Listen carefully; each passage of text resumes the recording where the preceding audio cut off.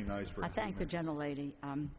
In 21st century America, 3 women die every day at the hands of their husbands, boyfriends, or former partners. Domestic violence causes 2 million injuries a year.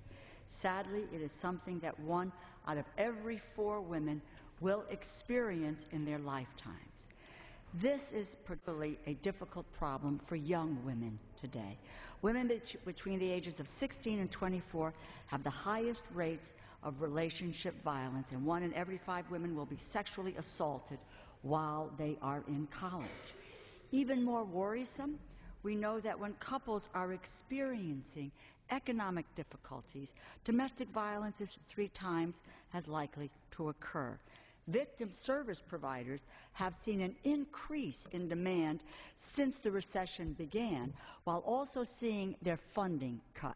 More than 70% of shelters credited, quote, financial issues for the increase in abuse that they have seen in communities across the country.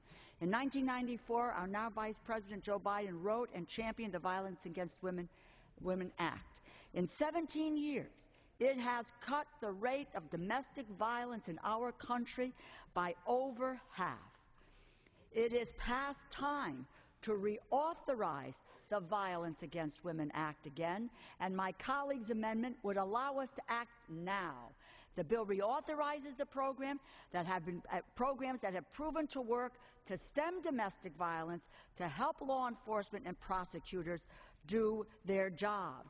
This reauthorization enjoys bipartisan support in the United States Senate, 59 co-sponsors. In addition, over 200 national organizations, 500 state and local organizations have urged us to pass this bill. That's the National Association of Attorneys General, National District Attorneys Association, National Sheriff's Association, and the Federal Law Enforcement Officers Association. Why? They want us to do this because it helps to make their job easier, and it gives women the tool to be able to protect themselves.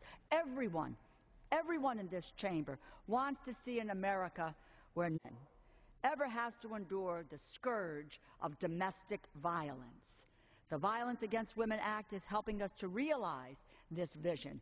We must reauthorize the law so it can continue to help our constituents, and I'm also proud to tell you that the Affordable Care Act, the health care reform legislation, now says that if a woman is a victim of domestic violence, her insurance company can no longer say that that is a pre-existing condition and she can get the kind of health care coverage she needs for doing it. That's the value, one, of reauthorizing this legislation and the value of the Affordable Care Act.